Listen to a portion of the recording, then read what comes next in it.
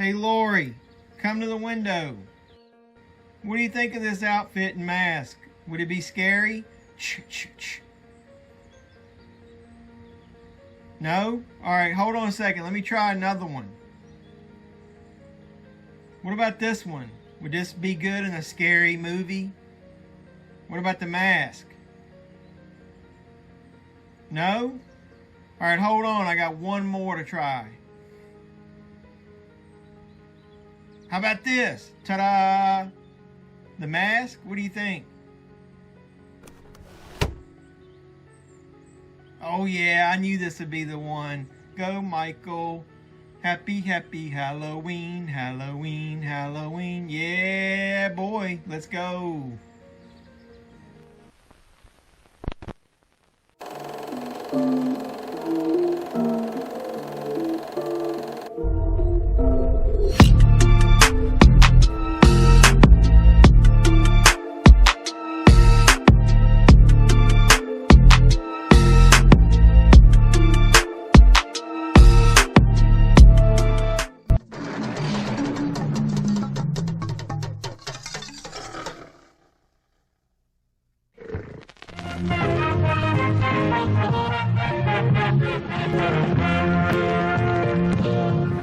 So welcome to HalloSCREAM 2022, where your pop culture reporter, JevMan316, begins the review series of every film in the Halloween franchise, from the 1978 classic to all the way up to the Halloween Ends, which opens in theaters on October 14th.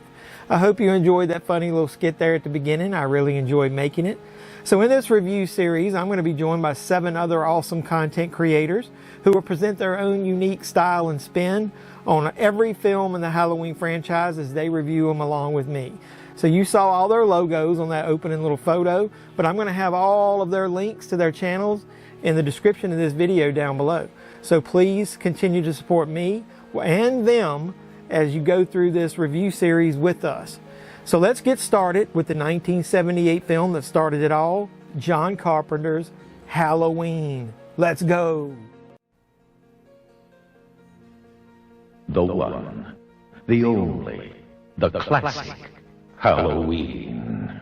So Halloween, the original slasher classic from 1978, stars obviously Jamie Lee Curtis and Donald Pleasence. Both of them had career-defining roles with this film, along with the adorable PJ Soles, Nancy Loomis, Charles Cyphers, Nancy Stevens, Kylie Richards, and Brian Andrews. The film was directed by John Carpenter. He also helped produce the film. You probably already knew that.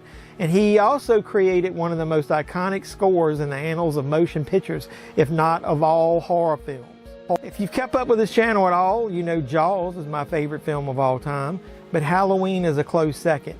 I think those two films have a lot in common. Both had hungry young directors who made masterpieces as a result of some of their first films with Jaws and Halloween. The films had a ton of creativity, and that was often out of necessity.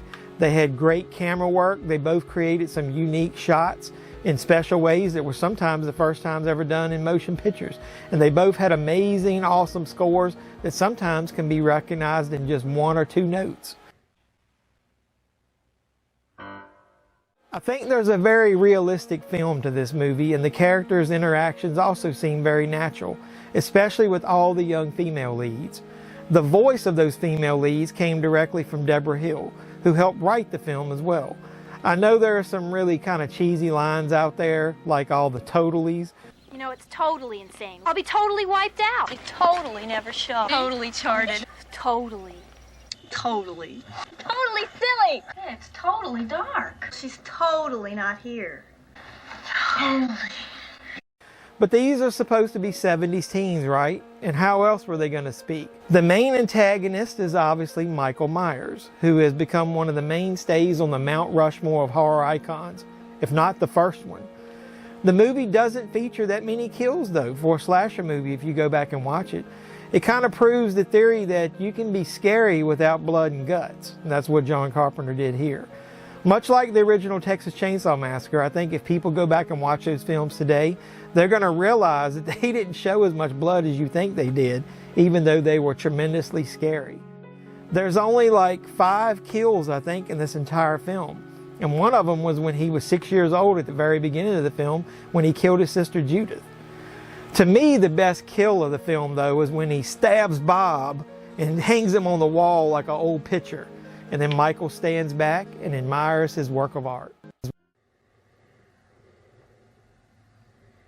There's some other scenes in the film that's become pretty iconic as well, like when Michael is stalking them and comes out from behind the shrub, like where he's outside the window hiding in the sheets and Laurie sees him out the window. Linda's death, where Michael's dressed as a ghost and he's wearing glasses on top of the sheet and strangles her with the phone cord. You know, that scene actually features some of the only nudity in the film by P.J. Soles.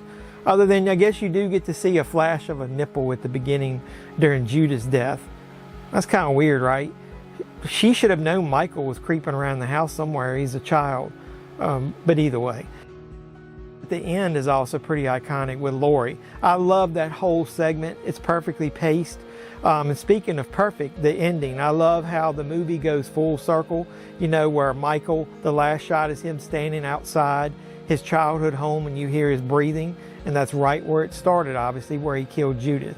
That's amazing storytelling, if you ask me. It's perfectly planned. It's great from beginning to end. So John Carpenter also knew how to make these types of scenes really intense by the score that he added. Sometimes unique scores for each character. Those chords hit and you know it's Myers every time. Sometimes by just like one note, like I said, like in Jaws. And then you got Laurie's theme. You know she's involved when you hear that.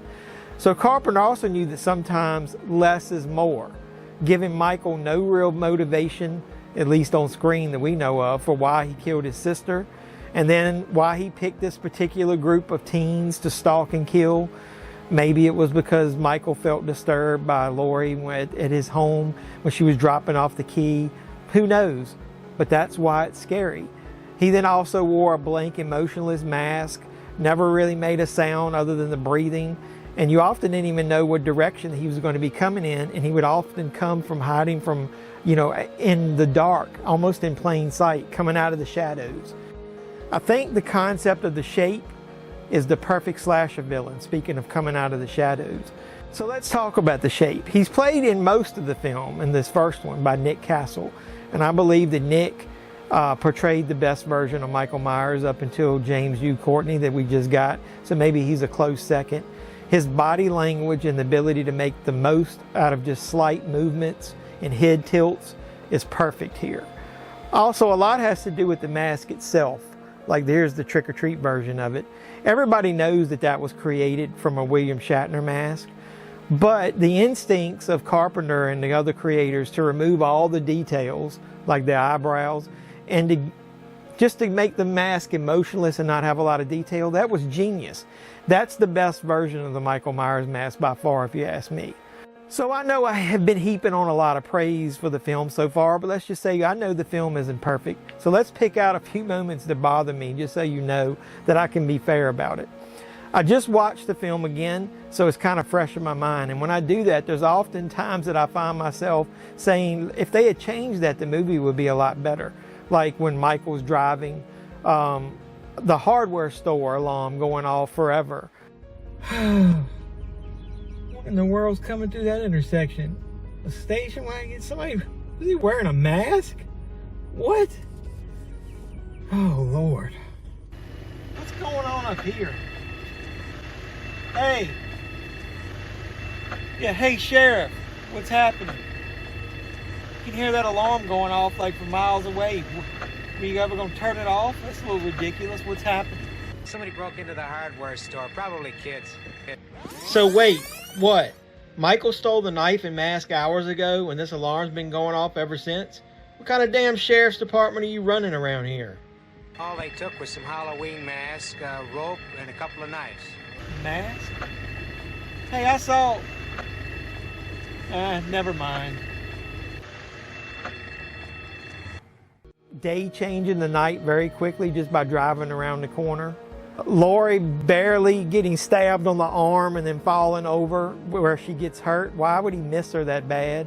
I know these are all nitpicks, but none of those really distract from the rest of the film. So if you agree with me, Halloween is often imitated but will never be outdone. There's a reason that we're reviewing this film series.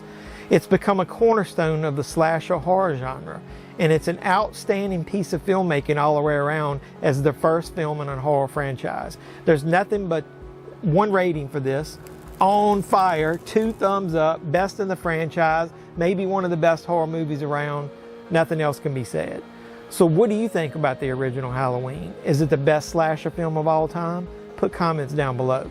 Don't forget to support my channel and all of my YouTube friends in this HalloSCREAM series by watching all of their reviews and mine in those videos as they post. Like, comment, subscribe, share, as I always tell you to do. And so I'm going to be posting my review of Halloween 2, the original Halloween 2 from 1981 in 1 week. So come back and watch that video as well. And you're going to know when I post that video because you're going to hit the notification bell here and it's going to let you know as soon as I post it. So I really appreciate your support. Keep coming back and I'll keep making great content. I love you guys. So like I said, I'm going to post in the description below links to all my friends, all their channels, so you can watch my review along with theirs each week as we go from now until Halloween ends when it comes out on October 14th. So until next time, boys and girls, this is JeffMan316, your pop culture reporter, signing out saying you guys be safe out there.